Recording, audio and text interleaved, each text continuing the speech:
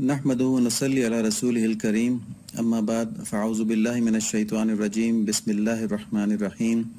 یہ ہمارا مثنوی شریف کا الحمدللہ لیکچر 57 ہے۔ پچھلے لیکچر کا لب لباب یہ ہے کہ جب تک اللہ تعالیٰ کی اتنی محبت ہمارے دل میں نہیں ہوگی کہ وہ نفس کی ناجائز محبتوں پر غلبہ پا لے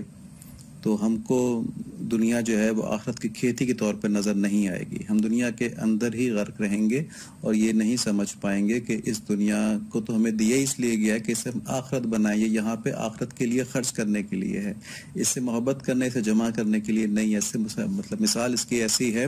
کہ جیسے ایک آدمی کو 10 لاکھ روپے دے دیے گئے ہوں یا اس کو تنخواہ ملتی ہے مہینے کی 2-3 لاکھ روپے، تو وہ نوٹوں کو سنبھال کے رکھ لے اپنے پاس، اس کو خرچی نہ کرے، نہ کچھ کھانے کے لیے لے کے نہ کچھ پینے کے۔ مجھے نوٹ بڑے خوبصورت لگتے ہیں، ان کی خوشبو بڑی خوبصورت لگتی ہے، بڑے کرارے کرارے نئے نئے نوٹ ہیں،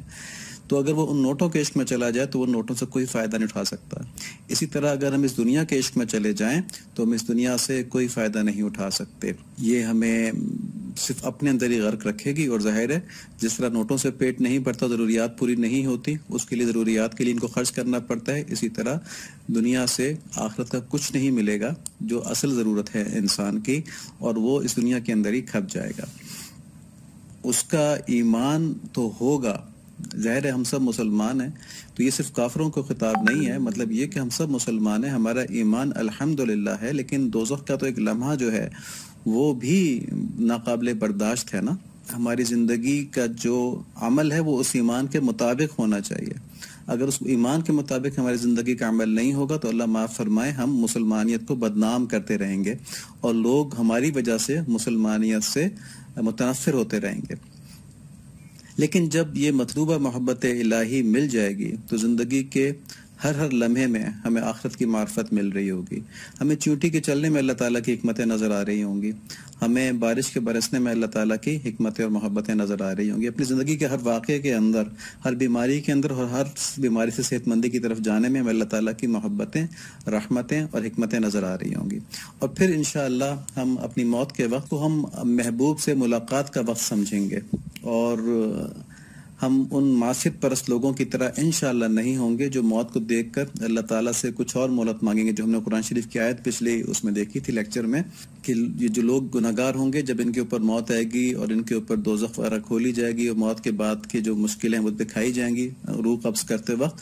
تو یہ کہیں گے یا اللہ میں کچھ مہلت اور دے دیں تاکہ ہم زندگی میں دنیا میں جا کے بہتر اعمال کریں، آپ کی رضا والے اعمال کریں۔ ایسا نہیں ہوگا، ان کی جان نکال لی جائے گی۔ تو اللہ میں قبول فرمائے۔ آج کے لیکچر میں 2 بنیادی باتیں ہیں۔ ایک یہ کہ اس دنیا میں مشقت سے کوئی مفر ممکن نہیں ہے، لیکن جو لوگ احکام الہی کی بجاوری میں محنت کریں گے وہ جنت میں ہمیشہ کے لیے مشقت سے آزاد ہو جائیں گے، اور جو دنیا کی محبت میں مشقت کریں گے وہ معصیت اور آخرت سے غفلت کے سبب جہنم کی ہمیشہ ہمیشہ کی ناقابل برداشت مشقت میں قید ہو جائیں گے۔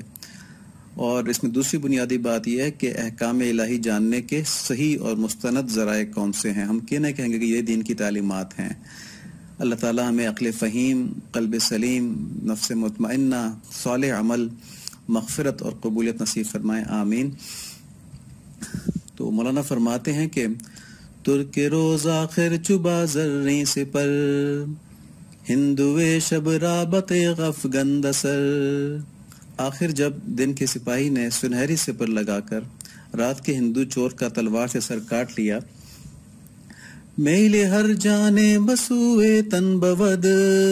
ہر تنے از روح آبس تن بود۔ ہر جان کا بدن کی طرف میلان ہوتا ہے، ہر بدن روح سے باردار ہو جاتا ہے۔ از سفیر باز دامن در کشی، جملہ را در دام درد آور کشی۔ سیٹی دے کے تو پھر جال بچھا دیتا ہے، سب کو بدن کے درد دینے والے جال میں ڈال دیتا ہے۔ چونکہ نور صبح دم سل بر زند، کرگسے زرین گردوں پر زند۔ جب صبح کا نور نمودار ہوتا ہے اور آسمان کا سنہری گرد اڑنے لگتا ہے، فالق الاسباح اسرافیل وار، جملہ را در صورت آرد زادے یار۔ صبح کو پیدا کرنے والا رب العزت حضرت اسرافیل علیہ السلام کی طرح وہاں عالم مثال سے ارواح کو پھر صورتوں میں یعنی جسموں میں لے آتا ہے۔ روح ہائے منبسط راتن کند، ہر تنی را باز آبستن کند، منتشر ارواح کو جسم میں لے آتا ہے، ہر بدن کو روح سے پھر بار بردار کر لیتا ہے۔ تو معنی اس کے یہ ہوئے کہ جب ترک سپاہی رات کے ہندو چور کا سر اتارتا ہے، یعنی جب دن نکل آتا ہے، تو تمام ارواح جو ہیں ان کا میلان دوبارہ اپنے اپنے اجسام کی طرف ہوتا ہے، یعنی تمام ارواح یعنی روحیں جو ہیں ان کی انکلینیشن ان کو اٹریکٹ کرتے ہیں ان کے جسم دوبارہ، جس کی وجہ یہ ہے کہ اللہ تعالیٰ نے ان ارواح کو واپس جانے کا حکم کیا ہوتا ہے۔ جیسے روز حشر حضرت اسرافیل علیہ السلام کے سور سے تمام ارواح اپنے عنصری جسم یعنی میٹیریل باڈی کے ساتھ مل کر میدان حشر میں جمع ہو جائیں گی، ایسے ہی صبح کی نفیر کے ساتھ یعنی صبح کے سور کے ساتھ صبح کے آنے کے ساتھ ارواح جو ہیں وہ اپنے میٹیریل باڈی عنصری جسم سے مل جاتی ہیں، اور جس سے ان کو جسم کے اندر دوبارہ مکمل ہوش آ جاتا ہے ان جسم کو، اور مکمل جان ان کے اندر آ جاتی ہے، اور وہ اپنی درد دینے والی زندگی میں جت جانے پر مجبور ہو جاتے ہیں۔ تو یہاں پر درد دینے والی زندگی کس طرح کہا گیا؟ قرآن شریف میں سورہ بلد کے اندر آیت نمبر 4 ہے، لَقَدْ خَلَقْنَا الْإِنسَانَ فِي كَبَدٍ، کہ بے شک ہم نے انسان کو مصیبت میں مشقت میں پیدا کیا ہے۔ کبد کے معنی محنت اور مشقت کے ہیں۔ اس آیت میں بتایا گیا ہے کہ انسان اپنی پیدائش سے لے کر اپنی موت اور پھر روز حشر حساب کتاب تک ایسی مشقت میں ہے جس سے فرار ممکن نہیں۔ انسان کی قلبی حالت کے لحاظ سے مختلف مشقتیں اس کے لیے پسندیدہ اور غیر پسندیدہ ہوتی ہیں۔ اگر قلب پر نفس حاوی ہے تو دنیاوی مشقتوں میں دل لگے گا، اور آخرت کی مشقتیں اور عبادتیں ایک بوجھ لگیں گی۔ اور اگر قلب کے اوپر روح غالب ہوگی اور نفس مطمئن نہ ہوگا تو آخرت کمانے کی مشقتوں اور عبادتوں میں خوب دل لگے گا، اور دنیاوی مشقت صرف ضرورت کے درجے میں آدمی کرے گا۔ اس کو اس مثال سے سمجھ لیں، جیسے ہم جیسے لوگ جو ہوتے ہیں وہ دنیا کمانے کی محنت سے نہیں گھبراتے۔ مطلب اگر ایک آدمی 9 to 5 جاب کر رہا ہے اور اس کو اتنی ہی تنخواہ کی جتنی کہ اس کی 9 to 5 کی تنخواہ ہے، اتنی کی اس کو شام کو 7 to 10 جو ہے ایک اور جاب مل جاتی ہے، تو وہ بڑی خوشی خوشی کرتا ہے کہ چلو یار مجھے یہ 2 وقت کام کرنے کو مل گیا تو مجھے تنخواہ بہت زیادہ ملے گی نا۔ تو اس کو کوئی افسوس نہیں ہوتا کہ مجھے اتنا کام کرنا پڑ رہا ہے۔ وہ بلکہ تلاش میں ہوتے ہیں بہت سے لوگ کہ ہمیں کوئی سیکنڈ ٹائم کوئی جاب کوئی ایسا کام مل جائے، کوئی کاروبار مل جائے جس کو ہم کرنا شروع کرتے ہیں سیکنڈ ٹائم۔ تو دنیا کمانے کے لیے آدمی بڑی مشقت سے اس مشقت سے محبت کرتا ہے اور مشقت سے کام کرتا ہے۔ اسی طرح ایسے لوگ بھی ہوتے ہیں کہ جو آخرت کے لیے وہ تہجد کے وقت پہ اٹھتے ہیں، وہ جو وقت ان کو بیچ میں ملتا ہے اس کے اندر بھی اپنی زبان کو ذکر الہی میں مصروف رکھتے ہیں، وہ صدقہ خیرات بھی خوب کرتے ہیں، وہ ہر موقع کی عبادتیں جو ہیں ان کو اچھی طرح، جیسے شب قدر آ گئی تو اس کو پوری طرح کریں گے، شب بارات آ گئی تو اس کو پوری طرح کریں گے۔ اس طرح ہر چیزیں، جیسے یہ جو ذی الحج کے شروع کے دن ہوتے ہیں اس کے اندر خوب محنت کرتے ہیں، اور اس پہ وہ خوش ہوتے ہیں، اس کو یہ رمضان کے اندر خوب محنت کرتے ہیں، اور اس پہ وہ یہ نہیں کہ رمضان آگے تو جان نکل گئی نا کہ روزے رکھنے پڑیں گے، تو وہ اس سے اور اس کے جانے پہ افسوس بھی ہوتا ہے، تو محبت ہوتی ہے اس مشقت سے ان کو۔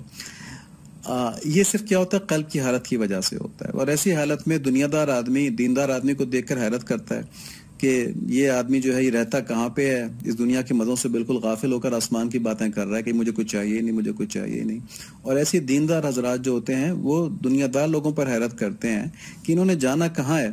اور وہاں کی آسائشیں کمانے کے بجائے یہ کن عارضی چیزوں کے پیچھے اپنی پوری زندگی کھپائے ڈال رہے ہیں۔ ایک شعر ہے نا کہ قدم سوئے مرقد نظر سوئے دنیا، یہ کیا کر رہے ہو کدھر جا رہے ہو۔ قدم سوئے مرقد نظر سوئے دنیا، کہ تمہارے قدم جو ہے وہ قبر کی طرف جا رہے ہیں اور تمہاری نظر جو ہے دنیا پہ لگی ہوئی ہے،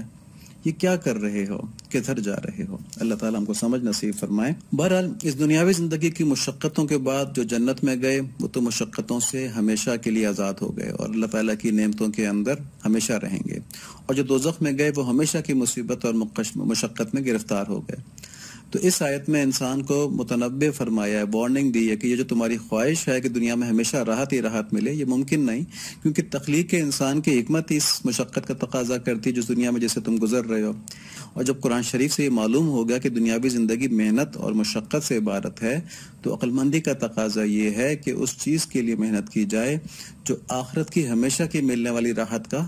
یعنی جنت کا سبب بن جائے۔ یہ بہت ضروری ہے کہیں یہ ساری محنت اور مشقت دوزخ کمانے کا سبب نہ ہو جائے، جو کہ دائمی مصیبت ہے۔ دیکھیں، جو لوگ گناہ کرتے ہیں، جو لوگ ظلم کرتے ہیں، جو لوگ ناجائز دنیا اکٹھی کرتے ہیں، وہ آرام سے تو نہیں کرتے، ان کو بڑی مشقت کرنی پڑتی، بڑی محنت کرنی پڑتی ہے ان کو بھی۔ وہ ساری محنت دوزخ کی طرف بڑھنے کے لیے کر رہے ہوتے ہیں۔ یہ ایسا جیسے کسی پہاڑ کی چوٹی کے اوپر شدید آگ لگی ہوئی ہے اور آدمی بڑی مشقت کے ساتھ اس پہاڑ پہ چڑھ کے اس چوٹی کے اوپر جا کے اپنے آپ کو جلائے۔ اللہ تعالیٰ ہم کو صحیح سمجھ نصیب فرمائے۔ تو اس کا نتیجہ کیا ہوگا کہ آپ دنیا کی اگر مشقت کو صحیح جگہ استعمال نہیں کریں گے تو ایک چھوٹی مشقت سے نکل کر اللہ معاف فرمائے ایک بڑی مشقت اور مصیبت کی طرف چلے جائیں گے، یعنی جہنم کی طرف۔ اللہ تعالیٰ ہمیں سے محفوظ فرمائے۔